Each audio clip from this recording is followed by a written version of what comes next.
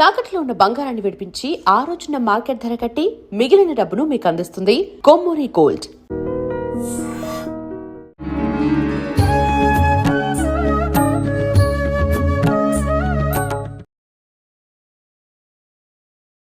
నమస్కారం, welcome to I dream. ధర్మ మార్గం విత్ విజిత కార్యక్రమానికి స్వాగతం. ప్రస్తుతం మనతో పాటు ఉన్నారు ప్రముఖ ఆధ్యాత్మికవేత్త, జ్యోతిష్య పండితులు సుభాష్ శర్మ గారు. ఇప్పుడు గురుగారితో మాట్లాడదాం. నమస్కారం అండి. శ్రీమాత్రే నమః. గురుగారు, హోలీ రాబోతుంది. అసలు ఏ రోజున రాబోతుంది అనేది ఒక గందరగోళంగా మారింది. మార్చి 2, 3, 4 ఎప్పుడు 2, 3 లేకపోతే 3, 4 అనే సమస్య ఉండేది ఏ పండుగ వచ్చినా. ఈసారి ఇది 3 రోజులుగా, అంటే క్యాలెండర్లలో కొన్నిట్లో 3 ఉంది, కొన్నిట్లో 4 ఉంది. కొంతమంది గురువులు చెప్పేదేమో 2, 3 సగం సగంగా ఉంది. అసలు ఏ రోజు అండి? తప్పకుండా తెలియజేస్తాను. ముందుగా వీక్షిస్తున్న ప్రేక్షకులందరికీ శ్రీమాత్రే నమః, శ్రీ గురుభ్యో నమః. నమో దేవ్యై మహాదేవ్యై శివాయై సతతం నమః. నమ ప్రకృత్యై భద్రాయై నిహితాం ప్రణతాస్మిత. మనకు హోళికా దహనం అనేటటువంటిది 2వ తారీఖు రోజున మధ్యాహ్నము 2 గంటలకు ప్రారంభమయ్యి 3వ తారీఖు సాయంకాలము 5:55 వరకు ఈ యొక్క పౌర్ణమి ఘడియలు అనేటటువంటివి ఏర్పడడం జరుగుతుంది. కాబట్టి ఈ హోళికా దహనం అనేటటువంటిది మామూలుగా మనము ఎప్పుడూ కూడా రాత్రి సమయంలో లేదా తెల్లవారుజామున ఈ యొక్క హోళికా దహనం అనేటటువంటి నిర్వహిస్తూ ఉంటాము. శాస్త్ర ప్రకారం అయితే 2వ తారీఖు రోజున ప్రారంభమయ్యి 3వ తారీఖు రోజున ముగుస్తుంది. కాబట్టి 2వ తారీఖు రోజున అర్ధరాత్రి మనకు ఈ యొక్క హోలీ దహనం చేస్తూ ఉంటాం, కామదహనం చేస్తూ ఉంటాం.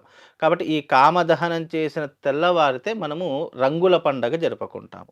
ఇప్పుడు ఇక్కడ ధర్మం పక్కన ఆచారము, ధర్మము ఇవన్నీ కూడా పక్కన పెడితే అందరికీ ఏం కావాలి? రంగుల పండుగ కావాలి.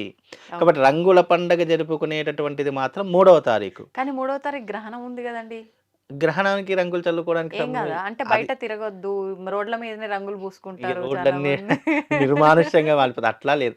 గ్రహణ సమయం, గ్రహణము మధ్యాహ్నం 3 గంటలకు ప్రారంభమవుతుంది. కాబట్టి 3వ తారీఖు ఉదయకాలంలోనే మనము ఈ యొక్క హోలీ పండగ అనేటటువంటిది పూర్తి చేసుకోవాలి. లేదా ఇక మిగతా వాళ్ళు, ఇప్పుడు ఆచారం పాటించే వాళ్ళు కొంతమంది ఉంటారు. అనాచారమైనా పర్వాలేదు, మనము హ్యాపీగా ఉంటే చాలు, నచ్చిందే చేద్దాం చాలు అనేవాళ్ళు కొంతమంది ఉంటారు. కాబట్టి ఇక్కడ ధర్మము ఆచరించే ప్రతి ఒక్కడు నియమాలు పాటిస్తాడు. ధర్మమే లేదు, మనము ఈ టైంలో ఎంజాయ్ చేయాలి, ఈ టైంలో హ్యాపీగా ఉండాలి, మనకు నచ్చింది చేయాలి అనుకునే వాడికి ఇవన్నీ అనవసరం. కాబట్టి అవసరం ఉన్నవాడు చేసుకుంటాడు. కానీ శాస్త్రము తెలిసినటువంటి వాడు మాత్రము హోలీ పండుగ రోజున గ్రహణం ఏర్పడింది కాబట్టి ఏది చేసినా, అసలు హోలీ అంటే ఏంటండి? గులాల్ చల్లుకోవడము, లేదు అంటే రంగు నీళ్లు చల్లుకోవడమే హోలీ తప్ప ఈ మధ్యకాలంలో హోలీ పండగ వచ్చింది అని అంటే కనుక మనిషి యొక్క ప్రాణాలు తీసేటటువంటి సంకేతాలు కూడా ఎన్నో రకాలుగా జరుగుతూ ఉన్నటువంటి ఒక కర్మలో బతుకుతున్నాం. నిజానికి ప్రతి సంవత్సరం హోలీ పండుగ రోజు ఏదో ఒక దౌర్భాగ్యం జరుగుతూనే ఉంటుంది. ఎక్కడో ఒక దగ్గర హోలీ అనే పేరుతో మనుషుల ప్రాణాలు తీసేయడము, లేదంటే హోలీ అనే పేరుతో రకరకాల రంగులు, కెమికల్స్ ఉన్నటువంటి రంగులు పూయడము, టమాటోలు, గుడ్లు ఇవి కొట్టడము, ఇవన్నీ కూడా అనాచారానికి నాంది పలుకుతున్నారు ప్రతి ఒక్కరూ. కానీ హోలీ అనేటటువంటిది నిజానికి హిరణ్యకశిపుని యొక్క కుమారుడైనటువంటి ప్రహ్లాదుణ్ణి హోలిక అనేటటువంటి రాక్షసి మంటల్లో వేసేటటువంటి సమయంలో ఆ మంటలు ప్రహ్లాదుని ఏమీ చేయవు. అంటే శ్రీమన్నారాయణ కాపాడతాడు.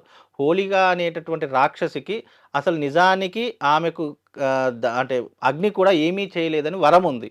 కానీ ఆ భక్త ప్రహ్లాదుని ఆ మంటలలో వేస్తే ఏమీ జరగదు అని చెప్పేసి ఆమెని ఒడిలో కూర్చోబెట్టి ఆమె ఆ మంటల్లో కూర్చునేసరికి హోలిక అనేటటువంటి రాక్షసి మరణించింది, కానీ ప్రహ్లాదునికి ఏమీ కాలేదు. ఆ శుభ సందర్భంలో ప్రజలందరూ కూడా ఆనందంతో జరుపుకున్నటువంటి ఒక పండగను ఈ రోజున మనము దాన్ని ఏం చేస్తున్నామంటే అనాచారంగా మార్చేసి నానా రకాలైనటువంటి అకృత్యాలు చేస్తున్నాం. పండగ వచ్చింది అంటే తాగాలి, తినాలి, ఎంజాయ్ చేయాలి, 10 మందిని కొట్టాలి అనే ఒక దౌర్భాగ్య స్థితిలో ఉన్నటువంటి విధానంలో బ్రతుకుతున్నాం. కానీ హోలీ పండగ అంటే సంతోషంగా కుటుంబంతో కలిసి జరుపుకునేటటువంటి పండగ. ఈ కామదహనం అనేటటువంటిది కూడా ఏది పడితే అది దహనంలో వేసేస్తున్నారు. నిజానికి కామదహనం అనేటటువంటిది కూడా ఎలా ఆచరించాలి అనంటే, స్వచ్ఛమైనటువంటి ఆవు పేడతో చేసిన పిడకలను దానం చేయాలి. ఈ మనకి ఇష్టం వచ్చినటువంటి కట్టెలను పెట్టేస్తున్నాం, ముళ్ళ కట్టెలు పెట్టేస్తున్నాము, నానా రకాల చెత్తను దహనంలో వేసేస్తున్నాం. నిజానికి కామదహనం యొక్క ప్రత్యేకమైనటువంటి అర్థం ఏంటంటే, ఆవు పిడకలను పేర్చి ఒకలాగా పేర్చి మనం బతుకమ్మ పేరుస్తాం చూసారా? అవునండి. అవును. అలా పేర్చి దానిపైన చక్కగా ఆవు పిడకల మీద అంటే మా చిన్నప్పుడు మా తాతగారు మా ఇంటి ముందరే దహనం జరిగేది. దహన సమయంలో ఏం చేసేవారంటే ఎండు కుడకలు ఉంటాయి కదా! హ్మ్. ఆ ఎండు కుడకలను ఆ పిడకలు ఏవైతే ఉంటాయో దాని మీద పెట్టి అవి కాల్చిన ఆ పిడకలన్నీ దహనం అయిపోయిన తర్వాత ఆ ఎండు కుడక పూర్తిగా కాలిపోయేది. హ్మ్. ఆ కుడకలను ప్రసాదంగా తీసుకునేటటువంటి ఆచారం ఉండేటటువంటిది. ఓహో! ఆ ఆచారం ఇప్పుడు అంతా కనుమరుగైపోయింది. అలాగే ఆ యొక్క మండుతున్నటువంటి అగ్నిని ఇంటికి తీసుకొని రావాలి. అంటే ఒక్కొక్క పిడకను ఇంటికి తీసుకొని వచ్చి ఇంటి ముందర దానిపైన వేడి నీళ్లు వేసుకొని ఆ రోజున ఆ నీటితో స్నానం ఆచరించాలి అని శాస్త్రం. ఆహా! ఇలా చెప్పుకుంటూ పోతే పాత సాంప్రదాయాలు అనేక రకాలుగా ఉన్నాయి. కానీ ఇప్పుడు ఆ సాంప్రదాయాలన్నీ ఎవరైనా కామదహనం చేసుకునే వాళ్ళు కూడా ఇంటి దగ్గర పిడకలు ఒక 10 గాని, ఒక 20 గాని ఇంటి దగ్గర పిడకలను పేర్చి కామదహనం అనేటటువంటిది జరపండి. దాని యొక్క పుణ్యము అంతా ఇంతా కాదండి. విశేషమైన ఆ పిడకలను పేర్చి కామదహనం చేయడం వల్ల లక్ష్మీ కటాక్షం కూడా కలుగుతుంది. ఆ రోజున లక్ష్మీదేవి ఇంటికి కూడా వస్తుంది అని శాస్త్ర ప్రతీక. ఇవన్నీ కూడా పురాణ గాథలు, పురాణమైనటువంటి కథలలో చెప్పినటువంటి విషయాలు ఇవన్నీ కూడా ఉన్నాయి. కాబట్టి ఈ హోలీ పండగ అందరూ కూడా ఆనందంగా జరుపుకోవాలి.